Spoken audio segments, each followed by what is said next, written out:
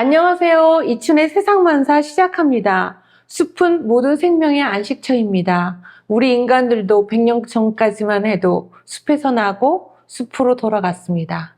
그러나 산업화와 더불어 숲은 훼손되고 숲의 효능도 우리 삶의 대안길로 사라진 것처럼 보입니다. 그런데 모든 길은 숲으로 통한다며 숲에서 살고 일하고 노는 사람이 있습니다. 오늘의 초대 손님은 숲 해설가이자 자연의 철학자 최세연 선생님입니다.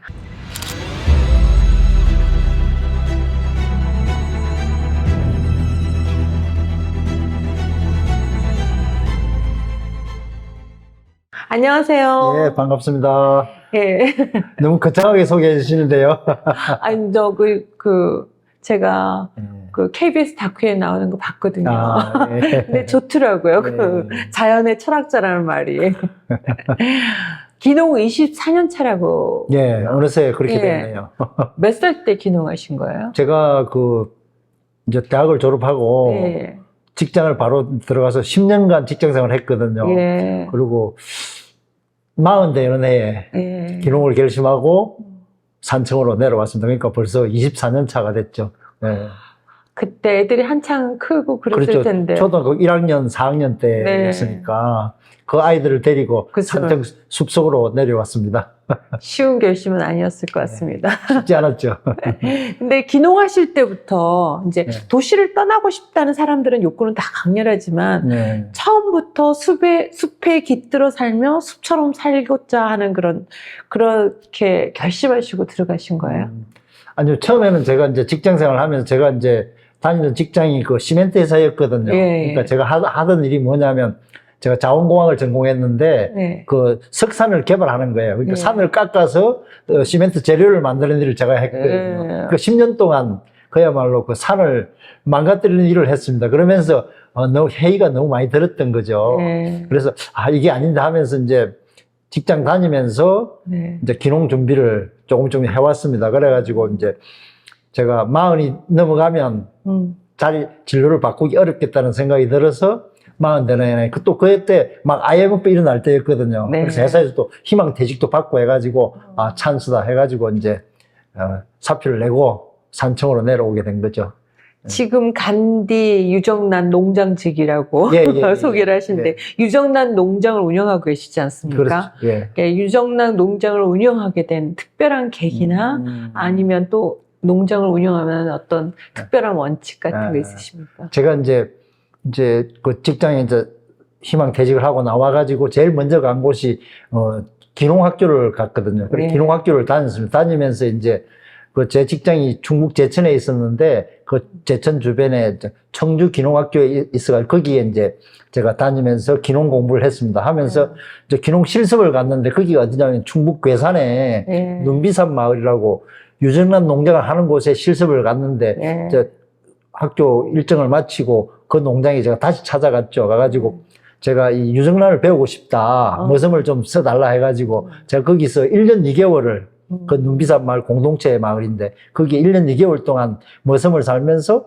이제 유정란 농사를 완전히 마스터를 한 거죠. 그래가지고 이제 산청으로 내려오자마자 닭장을 짓고 해가지고 유정란 농장을 시작했는데 이 유정란이 좋은 게 뭐냐면 다른 농산물은 씨앗을 뿌리고 한 6개월, 1년 있어야지 수확이 되지 않습니까? 네. 닭은 키우면은 매일 계란이 생산되거든요. 네. 그러면 매일 수익이 생기는 거죠. 네. 월급쟁이하고 똑같이 고정 수입이 매달 생기는 거거든요. 바로바로. 그게 좋은 점입니다. 그리고 또 일기의 영향도 별로 안 받고 해서 그래서 제가 유정란 택해서 지금까지 하고 있는 거죠. 몇 년, 그럼 벌써? 24년 차입니다. 유정란. 그렇죠. 닭들과 생활한 지. 빨리.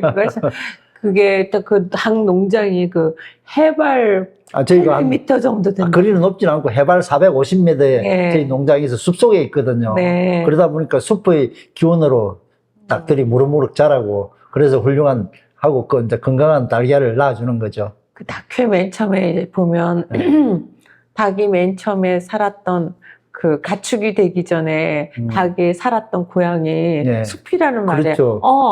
그래요. 원래 새였잖아요. 네, 그렇죠. 예, 그렇다는 생각이 들어갖고 이제 또 키우시면서 대부분 가축 농장들을 기계화하는데 네. 근데 여기서는 그냥 선생님 다 노동력으로 네. 하시잖아요. 그 저희들은 규모가 굉장히 작습니다. 그러니까 대규모 이제 공장식 축사, 그러니까 그 축사에 비하면 정말 구멍가게 수준이 저희가 이제 전체 규모가 네. 닭이 한 1000수 정도 계속 유지하고 있거든. 알 낳는 닭이 이제 네. 1000마리 정도 유지하고 있는데, 그렇게 하면 1000마리 정도만 하면은 제 혼자서 남의 손 빌지 않고 저 혼자서만 충분히 할 수 있는 규모고, 그 다음에 거기서, 또 1000마리 정도면 오전만 해도 일이 다 끝나고 반나절만 일하면 되거든요. 네. 그래서 제가 이제 일에 치이지 않을 만큼의 일을 하고 있는데, 근데 수익은 사실은 제가 직거래를 하고 있거든요. 예. 제가 이제 그래서 소농 직거래가 답이다 해서 제가 생산해서 중간 유통 거치지 않고 매장에는 거치지 않고 제가 직접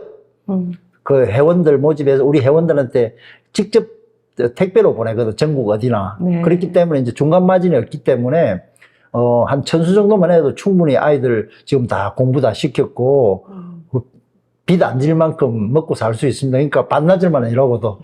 그렇게 해서 지금 제가 24년째 잘 살고 있습니다. 모범적인 귀농이시다, 그죠? 절대 일에 치지 않습니다. 네네네. 아니, 보면 또 귀농하신 분들이 워낙 도시 생활을 이 도시의 각박한 생활을 떠나서 살고자 했었는데 어떨 때는 일에 막 치여가고 그렇죠. 예, 예. 건강 잃어버리고 그런 경우들도 많은데 예. 그런데 이제 하실 때 닭이 행복해야 내가 행복하다.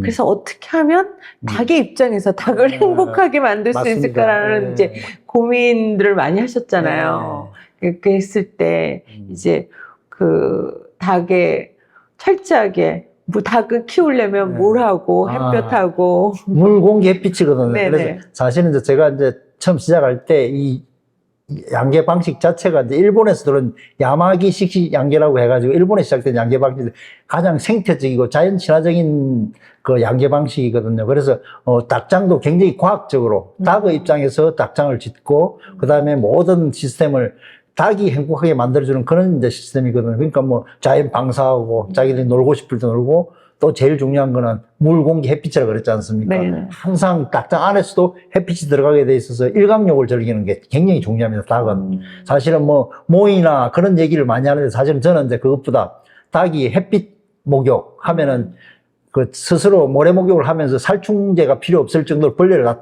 떨어내고 스스로. 그 다음에 공기가 좋아야 되고 사람하고 똑같습니다. 물도 저희들이 지하수를 우리가 먹어도 먹는 지하수 식수를 그대로 닭들한테 먹이거든요. 계속 흘려보내면서 신선한 물을. 물, 공기, 햇빛이 사실은 닭의 건강을 좌우하는 가장 중요한 요소거든요. 그래서 닭이 행복하게 뛰놀 수 있고 또 풀밭에서 풀도 뜯어 먹을 수 있고 그렇게 닭을 보살피고 있습니다. 아, 그렇구나. 그래서 보면 이제 모든 게 이제 자연의 숲에 깃들여 사시니까 그렇죠. 네. 숲도 관찰하게 됐지만 그렇죠. 네. 또 닭도 관찰하게 되잖아요. 그렇죠. 네. 그래서 보면 예전에 뭐 우리 머리 나쁘거나 어리석은 사람들을 빗대갖고 막 닭 뭐라고 이런 그렇게 닭대가리. 이런 닭대가리 그런 막 이런 얘기 하는데 근데 그거는 네. 제가 볼 때는 비유가 잘못되고 제가 이제 닭하고 벌써 24년째를 살고 저도 네. 이제 닭을 열심히 관찰하고 살아왔는데 그 닭대가리라는 의미는 머리가 나쁘다는 게 아니라 네. 고집이 세다는 의미거든요. 네. 닭이 얼마나 고집이 세냐면 처음에 하면 자기가 이제 병아리가 자라서 한 5개월 되면 알을 낳기 시작하는데 초란을 낳기서 처음 알 낳는 곳에 평생 거기다 알만 낳거든요. 네. 그리고 또 자기가 잠자던 곳에 평생 거기서만 잡니다. 그만큼 고집이 센 거예요. 그래서 제가 볼 때는 닭대가리처럼 고집이 세다 그런 의미지 닭이 머리가 나쁘거나 그런 건 아니거든요. 자기의 어떤 루틴이 있어서 꼭 그렇게 생활합니다. 규칙적으로. 우리가 보면 예전에는 되게 이제 그런 비유들도 다 자연 속에서 있었던 비유가 많은데 우리가 자연과 이제 요즘에는 정말 이렇게 또 떨어져 있으니까 닭을 관찰하면 또 어떤 것들을 그게 했을까 이런 것도 그거하고 그래서 아까 제가 워낙 그 다음 질문이 워낙 그 자연이 키우는 닭을 키우게 한다는 취지는 좋은데 그러면 양계장에서 키운 닭에 비해서 수익성은 안 좋은 거 아닐까? 네, 규모가 적으니까. 네. 저희가 천수라 그랬는데 천수 정도면은 하루에 이제 산란율이 하루에 암탉이 하나 나면 산란율 100%라 그러는데 저희 이제 보통 자연적으로 키우면 산란율이 한 70% 되거든요. 그럼 1000마리가 하루에 낳는 게 700개를 낳거든요, 하루에. 그 정도가 가장 그 정상은. 근데 저희가 계란을 이제 직거래를 하고 유통 마진이 안 빠지기 때문에 계란 하나에 지금 제가 하나에 700원 받거든, 한 알에. 굉장히 비싼 거죠. 일반 공장식 축사에 비하면 한 3배 이상 비싸거든, 달걀 네네네. 자체가. 그리고 유통마진도 안 빠지고 모든 수익을 제가 다 가져오기 때문에 천수만 키워도 하루에 700개면은 단순히 계산하면 77에 49. 하루에 49만 원입니다.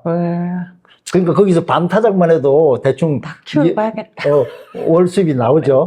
그래서 그러니까 여기서 포인트는 소농 직거래. 예. 직거래가 제일 중요해요. 보통 이런 달걀도 우리가 700원 받는 달걀도 매장에 납품을 하면은 400원도 못 받거든요. 네. 그 중간 마진이 그만 빠져나가 버리는 거죠. 근데 제가 직거래 하면은 모든 걸 제가 다 수익이 되니까. 그래서 규모가 적어도 충분히 먹고 살 정도로 된다. 그래서 소농 직거래가 답입니다. 그런 그 선생님께서는 이제 우리에게는 모든 길을 통하는 곳은 숲이다. 그렇죠. 맞습니다. 숲의 모든 길을, 이게 바로 이제 아까 그렇게 키울 수 있었던 것이 바로 숲에서 이렇게. 숲의 덕택인 거죠. 그래서 예. 제가 이제 저희 집도 숲속의 집을 제가 이제 통남학교, 기농학교 다니면서 통남학교 다니면서 이제 통나무집 제 스스로 지었는데 그 집도 사실은 숲속에 있기 때문에 가장 좋은 점이 뭐냐면 음식물 쓰레기가 아주 쉽게 처리할 수 있습니다. 예. 숲에 이렇게 쌓아놓으면은 저절로 자연 속에서 분해가 돼서 거름이 되거든요. 네. 그러니까 그 요즘 얘기하는 그 네. 음식물 쓰레기를 치울 필요가 없습니다. 그대로 남은 거 그대로 숲에 그 장소가 있거든요. 음식물 쓰레기 버립니다. 거기 두면 숲에서 낙엽이 지고 또 거기서 벌레가 생기고 미생물이 생기면서 그 음식물 쓰레기 다 처리를 해버립니다. 그러니까 제가 20몇 년 살면서 음식물 쓰레기를 딴 데 버린 적이 없고 다 거름이 되거든요. 네. 그게 다 숲이 숲이 해주기 때문입니다. 화장실도 마찬가지입니다. 그런 정화조도 없고. 이렇게. 그게 숲의 혜택을 받고 있는 거죠. 그러니까 숲이 일터이자 네. 또 이제 선생님께서는 그 숲처럼 살고자 하시지만 또 그 사회활동도 활발히 하고 계시잖아요. 그러니까 뭐 지리산 지킴이로서 요즘에 케이블카, 지리산에 케이블카 설치하는 거 반대하는 운동들을 많이 나서고 계시는데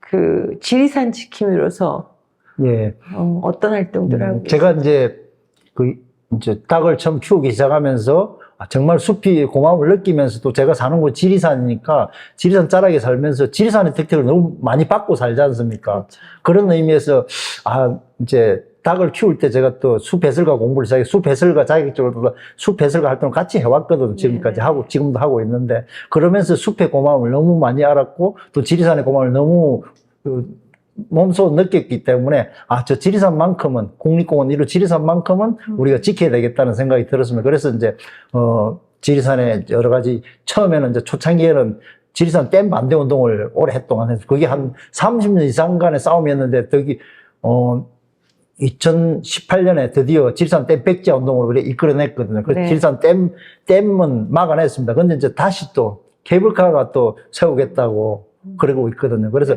또 케이블카를 막아내기 위해 지금 지난한 싸움을 지금도 하고 있습니다.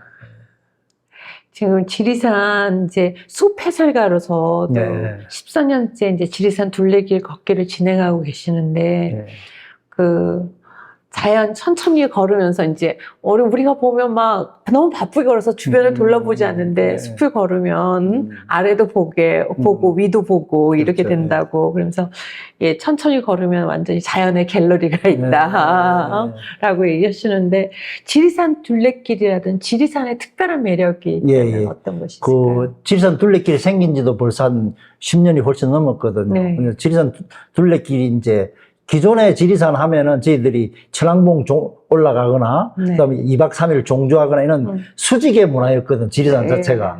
천왕봉 올라가는 높게 올라가는 건데 이제 둘레길이 생기면서 수평의 문화가 된 겁니다. 지리산은 이제 수평으로 이제 도는 거죠. 위로만 올라가는 게 아니라. 그리고 지리산 둘레길을 돌면서 저 멀리 있는 천왕봉을 바라볼 때 그게 더 아름답거든 사실은. 천왕봉 올라가는 것보다. 그런 의미에서 지리산 둘레길은 생명과 평화의 길이라고 저희들이 그렇게 이름을 붙였거든요. 그래서 지금 이제 21개 구간 총 연장 295km인데 그걸 이제 제가 둘레길 생기면서 처음부터 이제 가이드를 해가면서 지리산에 대한 얘기, 그 다음에 지리산 주변에 자라는 풀과 나무 얘기하면서 해설을 하면서 이제 지리산 둘레길 가이드를 계속하고 있는데 저희들이 지리산 둘레길을 시작한 게 이제 지리산 운동하면은 댐 반대 운동이나 캠프 반대 운동처럼 모든 걸 반대 운동으로 저희들이 일관했는데, 둘레길이 생기면서, 이건 긍정의 운동을 해보자. 그러니까, 반대가 아니라 정말 지리산의 아름다움을 느낄 수 있는 어떤 그런 측면에서 둘레길 걷기를 이어갔고, 그러다 보니까 사람들이 이제, 그러면서 몸소 느끼는 거죠. 정말 지리산을 그대로 보존해야 되겠다. 그런 이제 긍정적인 사인을 보내는 게 바로 우리 지리산 둘레길 걷기고, 이제 그게 이제 지리산 초록걸음이라는 이름으로 제가 13년째 계속 이어가고 있습니다. 지리산을 예전에는 지리산 자락에 깃들면 굶어 죽지 않는다. 그래서 지리산은 어머님 품과 같다. 맞습니다. 라고 얘기를 하는데, 저는 이제, 그 제주도 올레길 말고도 우리 지리산도 제주도 올레길 막 비행기 타고 가지 않아도 차로 싹 해서 우리 지리산도 좀 더 그 둘레길의 매력들이 좀 더 많이 알려져야 된다. 저도 이제 한번 갔다 와보면서. 그 지리산 둘레길의 매력은 뭐냐면은 그 마을과 마을을 만나는 길이거든요. 마을과 마을을 이어주는 길입니다. 그래서 거기서 걸었다 보면은 정말 아름다운 경치보다 더 중요한 건 그 마을에 깃들어 사는 주민들을 만나는 겁니다. 그 지리산의 할머니들 할아버지를 만나면서 얘기도 나누고 그게 오히려 지리산의 속사를 만나는 길이거든요. 그런 의미에서 이제 그러다 보면은 지리산 정말 우리가 지켜야 될 가치가 있구나. 그걸 느끼게 되는 거죠. 지리산은 또 우리나라의 아픈 현대사도 거기 깃들어 있잖아요. 그죠? 저희들이 둘레길 걷다 보면 그 아픈 흔적들이 굉장히 많이 있습니다. 그러니까,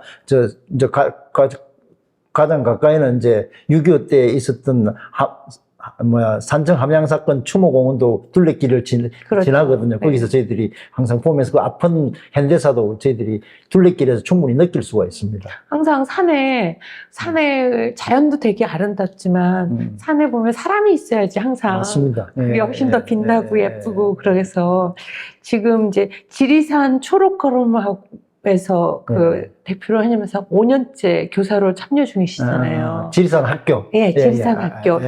지리산 문화예술학교.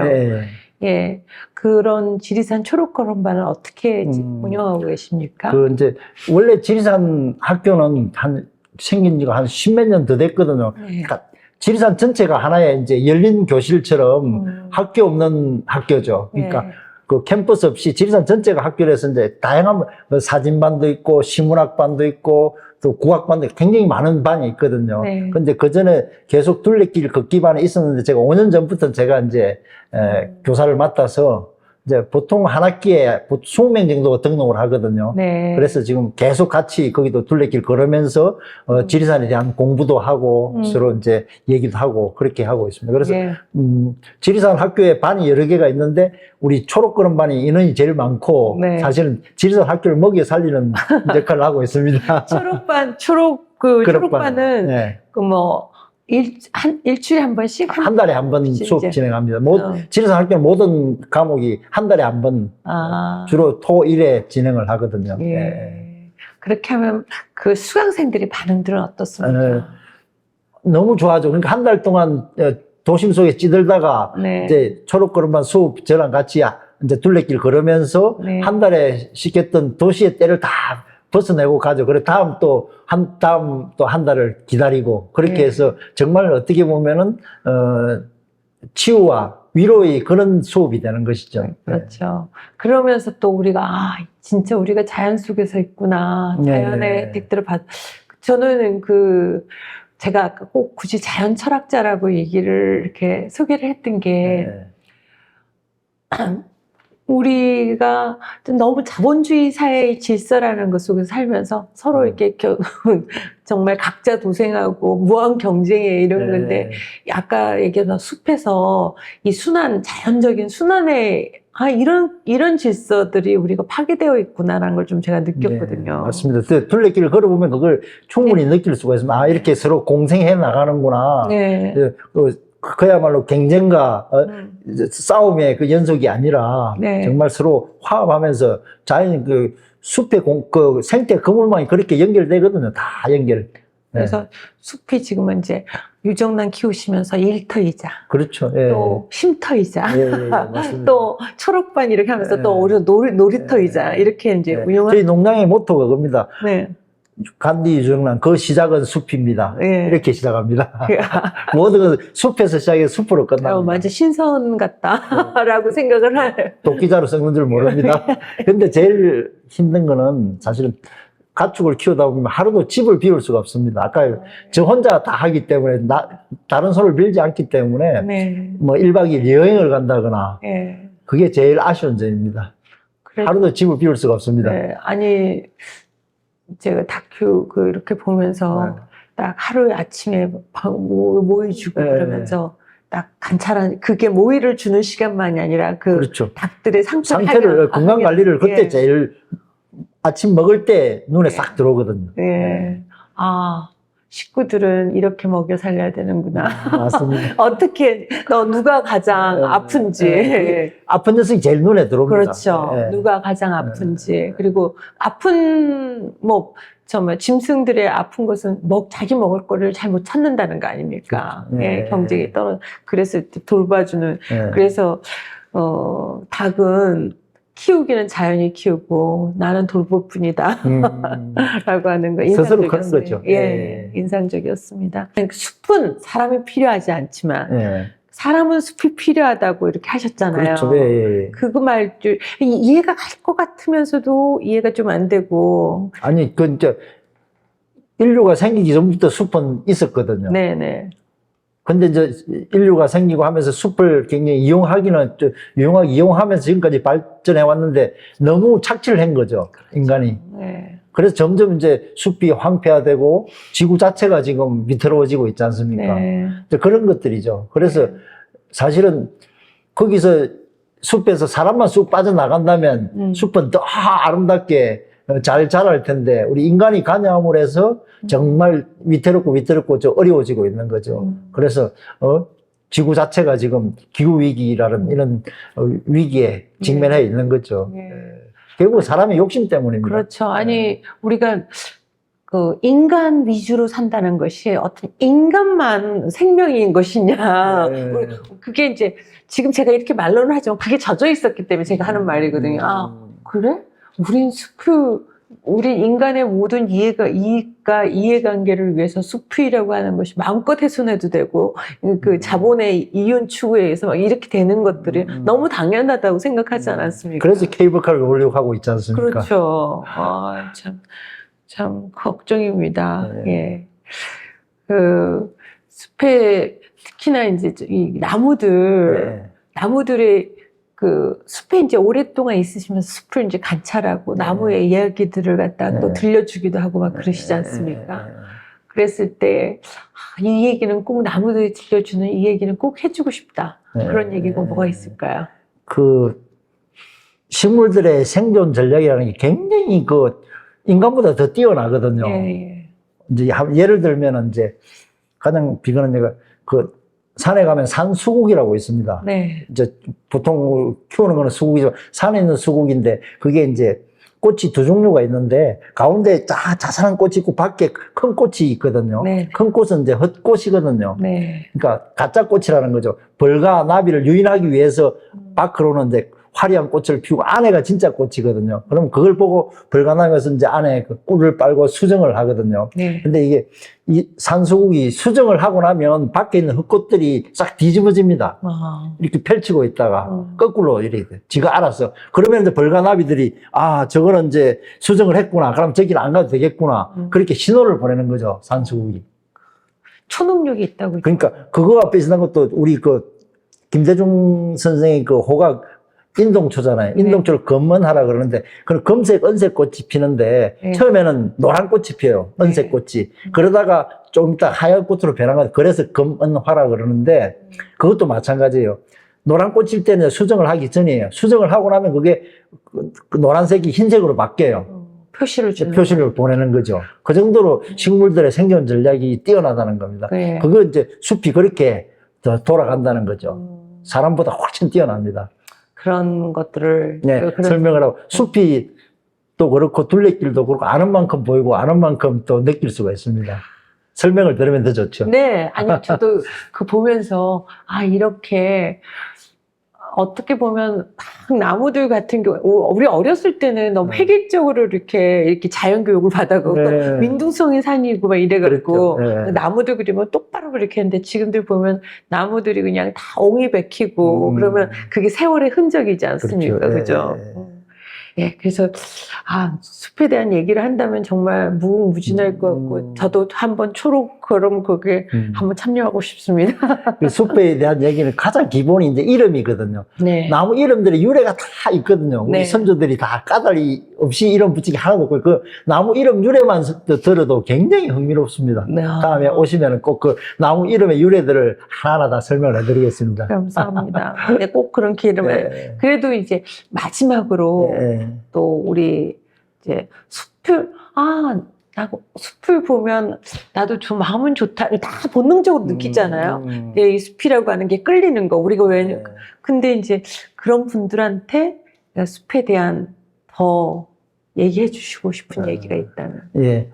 뭐 저는 이제 숲 하면은 우리가 저는 발음만 해도 기분이 좋아지거든요. 우리 네. 휘파람 하면 휘파람이 부러지듯이 숲 하면은 숲만 해도 기분이 좋고. 그러니까 숲이라는 게 그런 것이죠. 그러니까 지금 우리 지구를 구할 수 있는 가장 유일한 기후위기를 극복할 수 있는 게 답은 숲에 있거든요. 네. 그 숲. 그러니까 지금 어떻게 지구에 허파라를 줄 수도 있고 지구에 어떤 그 미세먼지나 그런 거로부터 막아내는 녹색 커튼이 숲입니다. 그래서 그 숲의 소중함을 우리가 잊어버린다면은 우리 인류의 미래는 없는 거거든요. 그러니까 정말 아무리 작은 풀 한 폭이 나무 한 그루라도 걔들은 우리 인간이 태어나서 아무리 훌륭한 과학도 만들 수 있는 산소를 만들어내거든요. 그렇죠. 이름 없는 잡초까지도. 네. 근데 인간은 산소 못 만들거든요. 네. 그게 다 숲에 다 있어. 숲이 산소 공장이지 않습니까? 그런 생각으로 풀 한 폭이 나무 한 그루가 그만큼 소중하다. 우리가 할 수 없는 일을 해주고 있다. 인간을 위해서. 그렇게 생각하신다면 정말 그 숲을 훼손하는 어떤 개발 위주의 어떤 그런 거는 개발 논리들을 하지 않을 거예요. 보존이 더 중요하다는 걸 느낄 수가 있을 겁니다. 네. 예. 저는 또 숲에서 우리가 가면 더불어 숲 이런 것처럼 예. 정말 숲처럼 살아야겠다. 예. 그래서 오늘 이런 얘기 나누게 돼서 굉장히 좋고요. 이런 얘기 귀한 말씀해 주셔서 감사합니다.